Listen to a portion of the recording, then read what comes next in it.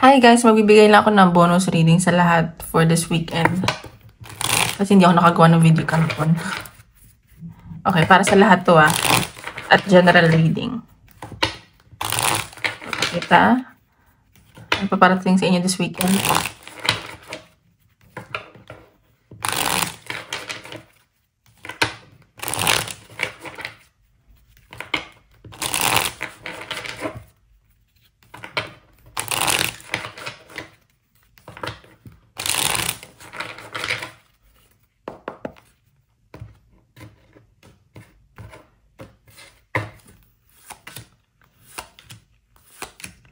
Okay, sa nakikita ko dito, may nakita akong biglaang communication or pag-travel sa inyo ng person mo. Pero may nakita ko dito, parang medyo nag-aalangan pa. Ayun, namimiss niyo isa't isa.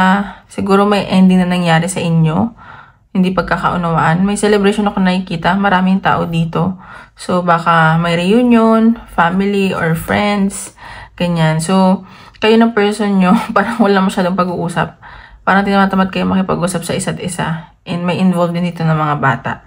May mga iniisip ka din, inaayos ka din kontrata, or papeles, documents. Ayan no. May mga, actually ang daming involved sa'yo.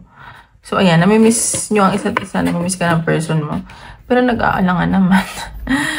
Ayan, parang may bigla ang message. So magugulat ka dito. So tingnan pa natin. Anong paparating sa inyo this weekend?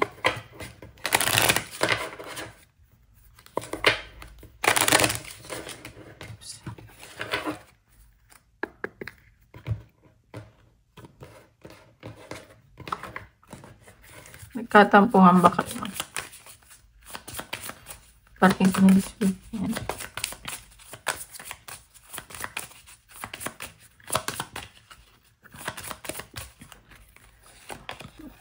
Ayan, so, ayan no, meron dito, tawag dito, siguro lalabas nga kayo, may biglaang travel kayo, and nakikita ko din magiging popular kayo, maybe sa social media, baka magiging famous kayo, baka may alam mo yun, parang magkakaroon kayo ng attention.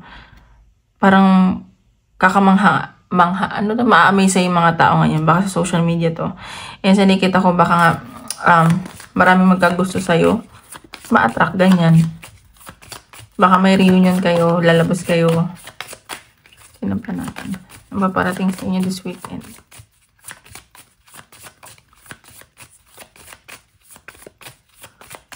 Guys, paalala lang hindi po lahat makaka-resonate.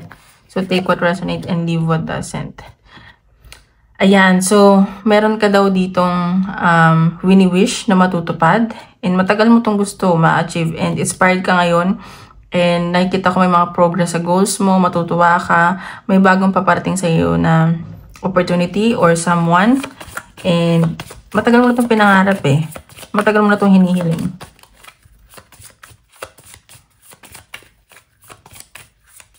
Natin. Matagal mo itong pinagdasal.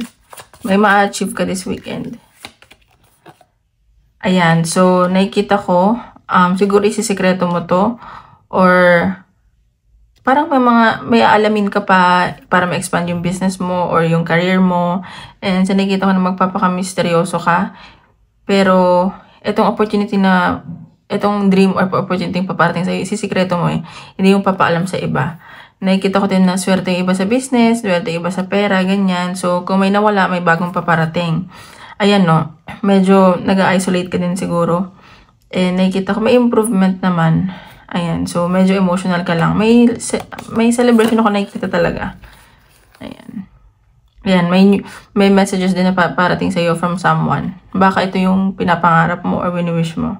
Magugulat ka dito kasi sobrang bilis Parang magugulat ka, uy, nangyari na pala yun. Ganon. So, abang-abang ka lang. Tingnan pa natin.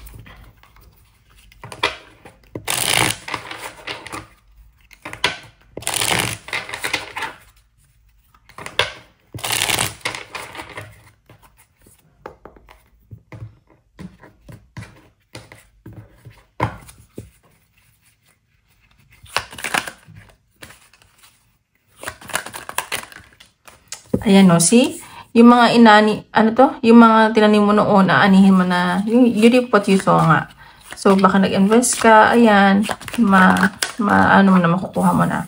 Ayan, kalmado lang yung energy nyo, masaya kayo, and mas iniisip nyo yung peace of mind nyo, ganyan. Nag-meditate siguro kayo, nag-iisip-isip kayo ng mga goals nyo. See? Siguro may pinag-isipan kayong business dito. And sa nakikita ko, may mga visualize rin kayo. And inspired ka rin ngayong weekend. Ayan, inisip mo na yung self-worth mo at medyo ma-pride ka ngayon. And merong new beginning na paparating. So, ingat ka lang kasi baka meron kang offer na matrap ka. So, pag-isipan mo mabuti. Baka sa career or sa person mo. Tingnan pa natin.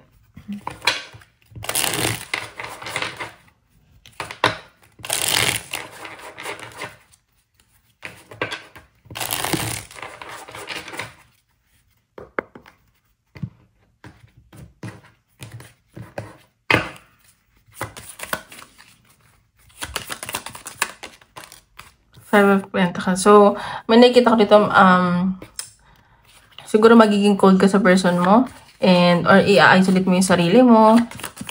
Parang, tinitipid mo din yung pera mo kasi, alam mo yun, madaming gastusin. Queen of Wands. So, pero nakikita ko sobrang attractive ka. Ang dami mong, na kukuhang attention ngayon. Very passionate ka sa ginagawa mo, ganyan. And, ayun, grabe yung charisma mo ngayon. Very determined ka din sa ginagawa mo ngayon. Nine of Swords. So, meron din lang ditong pag-overthinking. Baka, wag ka masyadong mag-overthink. Baka meron ditong trigger warning, inaatake ng anxiety, ganyan. So, relax lang kayo. Ayan, no. Meron, baka may celebration na mangyari. May mga ikakasal, ganyan, or may iniisip ka rin gusto mo na ikasal, may success ako nakikita at victory. Hindi man ito mangyari this weekend para sa mga susunod na araw or buwan. May magiging masaya ka dito, may success, ayun no. And fated to mangyari, may mga positive changes. So, tigil-tigilan mo na yung pag-overthink mo, okay? So, huwag ka na mag-overthink. So, tingnan pa natin message sa'yo ni yun. Message sa'yo ng person mo.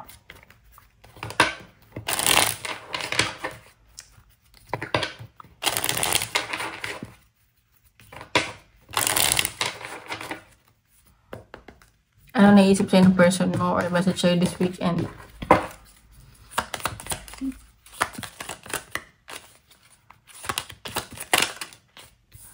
I don't react when people mention me. So, dito siya nagre-react kung narinig niya yung pangalan mo or may nagkikwento about sa'yo.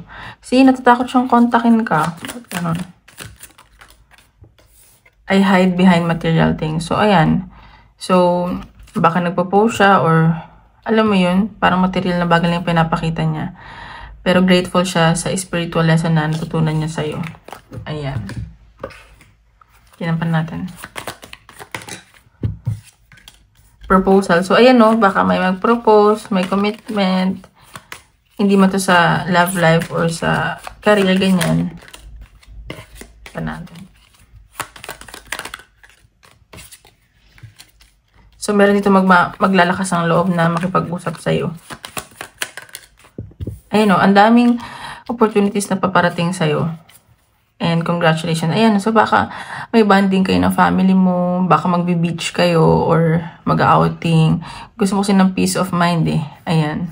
So, iba dito ginos ng person or ikaw to. And gusto mo na ng freedom. So, ayan. Para magiging strong ka sa mga pinagdaanan mo. Okay, so tingnan natin advice ng universe.